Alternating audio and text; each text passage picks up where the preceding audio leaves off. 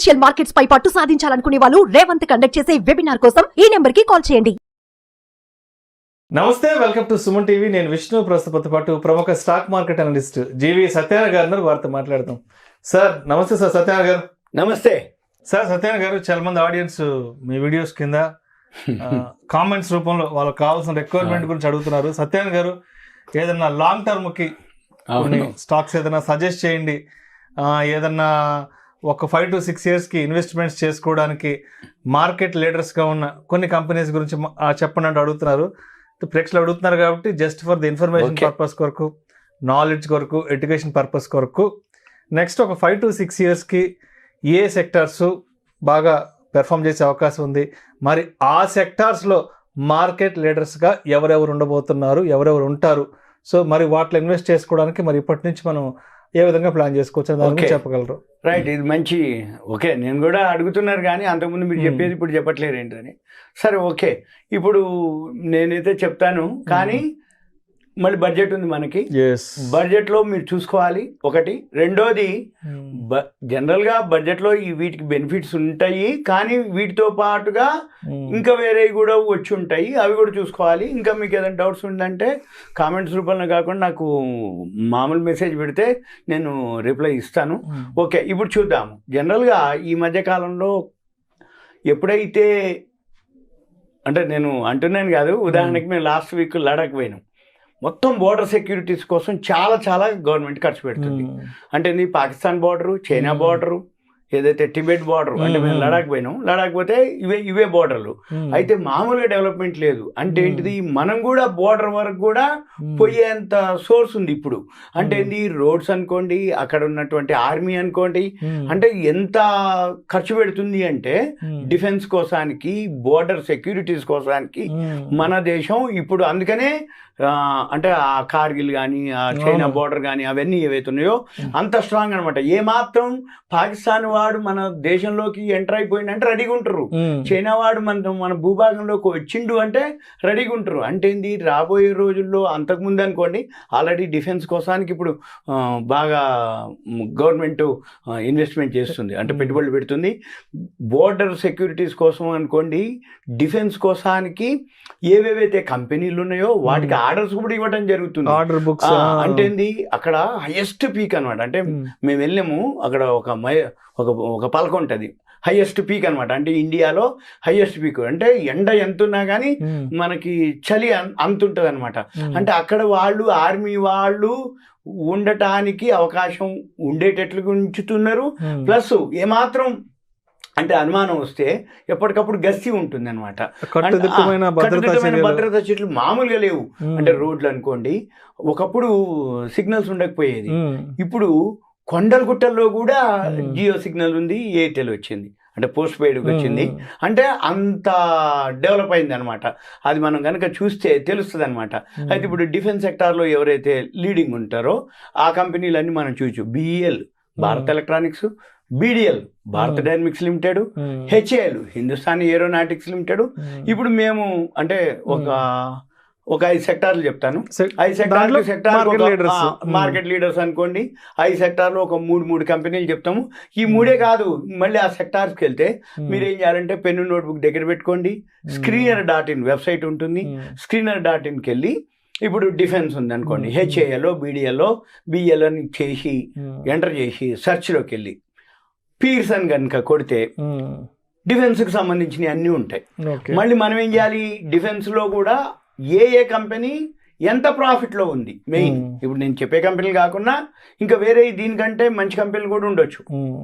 ఆ profit, net profit ఏదైతే ఎక్కువ ఉందో, సేల్స్ ఏదైతే ఎక్కువ ఉందో అవి కనుక మీరు ఫాలో అవ్వచ్చు. ఇది ఒకదానికే కాదు, నేను చెప్పే సెక్టార్లు అన్నిటికి కూడా అది అప్లికబుల్. ఏమని, స్క్రీనరు, సెర్చ్, పీర్స్, అంటే సేమ్ ఉన్నటువంటి కాంపిటీటర్స్. సపోర్ట్ ఇప్పుడు HAL కొట్టారు, HAL ఎంటర్ చేయగానే సెర్చ్లో పీర్స్ వస్తుంది. పీర్స్ క్లిక్ చేస్తే ఇక డిఫెన్స్ మొత్తం ఎన్నైతే కంపెనీలు ఉన్నాయో ఆ లిస్ట్ అంతా వస్తుంది. అవన్నీ మీరు చెక్ చేసుకోవాలి. ఇప్పుడు BDL, BEL, HAL ఏది డిఫెన్స్ కింద. తర్వాత సెమీ కండక్టర్స్కి వచ్చే క్రాంప్టన్ గ్రీవ్స్ ఒకటి ఉంది, BHEL భారత్ హెవీ ఎలక్ట్రికల్స్ ఒకటి, తర్వాత డిక్సన్ DIXON డిక్సన్ టెక్నాలజీస్ ఒకటి, ఇది సెమీ కండక్టర్ కింద. తర్వాత రోడ్సియా, ఇప్పుడు ఎందుకంటే మీరు చూస్తే ఒకప్పుడు రోడ్లు అంత లేవు. ఇప్పుడు నార్త్లో కార్గిల్ వరకు కూడా రోడ్డు ఉంది అనమాట. అంటే మనము బోర్డర్ వరకు కూడా రోడ్డు మీద వెళ్ళిపోయి చూడొచ్చు. అంటే ఆ విధంగా రోడ్లు నిర్మించారు, మామూలుగా లేవు రోడ్లు. అంటే అంతవరకు అనమాట. అంటే ఇది టూరిస్టులు పోవడానికి అవైలబుల్ ఉంది. ఆర్మీలు వాళ్ళ యొక్క వెహికల్స్, వాళ్ళ యుద్ధ ట్యాంకులు కానీ కంటిన్యూగా ఆర్మీ వ్యాన్లు అవన్నీ పోవడానికి ఏదైతే ఉన్నాయో రోడ్డే మెయిన్. ఆ కొండల్లో గుట్టల్లో మరి ఎలా అంటే రోడ్డే.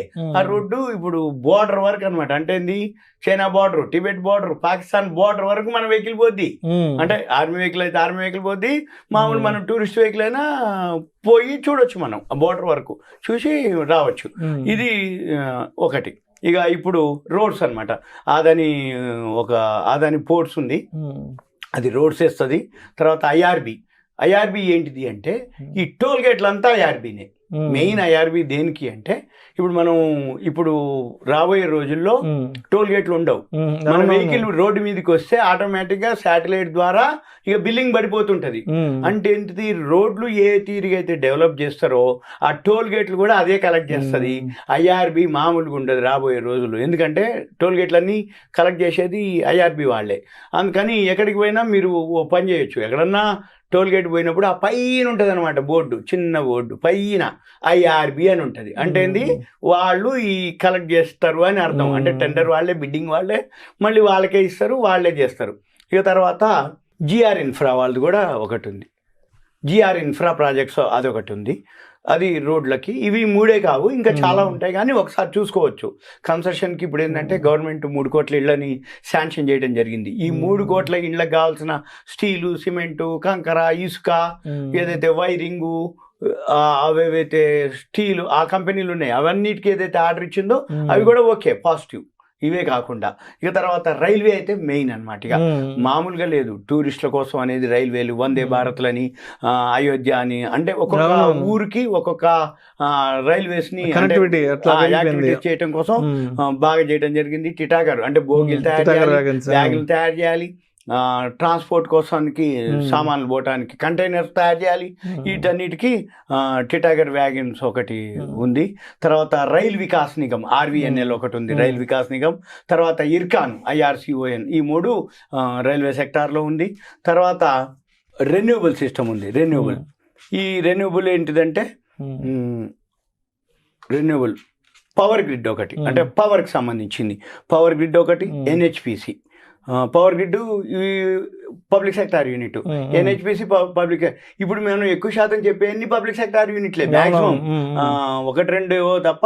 ఇప్పుడు జిఆర్ ఇన్ఫ్రా లాంటిది, ఐఆర్బి లాంటిది, ఆదాని లాంటివి, అవి తప్ప మిగిలిన ఇప్పుడు క్రాంప్టన్ ఒకటి ప్రైవేట్దే, BHEL public sector unit, Dixon, IRCON, RVNL, ఇప్పుడు power grid, NHPC national NHPC అది కూడా పవర్ సెక్టార్, అది పవర్ సెక్టారు పబ్లిక్ సెక్టారు. తర్వాత ఇరడా ఐఆర్ఈడిఏ ఒకటి ఉంది, అది కూడా పబ్లిక్ సెక్టార్ యూనిటే. అంటే ఇవన్నీ కూడా ఎక్కువ శాతం గవర్నమెంట్ ఆర్గనైజేషన్లు. ఈ గవర్నమెంట్ ఆర్గనైజేషన్లో ఇప్పుడు రాబోయే రోజుల్లో ఒకటో డిస్ఇన్వెస్ట్మెంట్ ఉంది, రెండోది సెక్టార్ వైజు వీటికి పెద్దపీట వేస్తుంది అనమాట గవర్నమెంట్. ఎప్పుడైతే పెద్దపీట వేస్తుందో, అంటే బడ్జెట్ ఎక్కువ కేటాయింపులు జరుగుతాయో ఆటోమేటిక్గా ఆ షేర్లకి సేల్స్ పెరుగుతుంది, ప్రాఫిట్ పెరుగుతుంది. ప్రాఫిట్తో పాటు మనం ఎవరైతే ఆ షేర్లు కొనుక్కుంటారో వాళ్ళకి లాంగ్ టర్మ్లో, అంటే ఇప్పుడే మళ్ళీ కొత్త గవర్నమెంట్ ఫామ్ అయింది, మళ్ళీ 5 years ఉంటారు, ఫస్ట్ బడ్జెట్ వస్తుంది. ఇప్పుడు ఈ బడ్జెట్లో ఏదైనా అంటే ఇవే కాకుండా ఇంకా వేరే సెక్టార్లో కూడా బెనిఫిట్ వస్తుంది. మనం ఆ సెక్టార్లు ఇవి అవి చూసుకొని కనుక లాంగ్ టర్మ్ కనుక ఉద్దేశంతో ఉండి ఇన్వెస్ట్ కనుక చేస్తే దోఖా ఉండదు, బేఫికర్ అనమాట. అంటే మంచి పైసలు వస్తాయి అనేది నా ఉద్దేశం. ఇంకా మీరేం చేయాలి, ఇప్పుడు మామూలుగా ఇవి దృష్టిలో ఉంచుకోండి.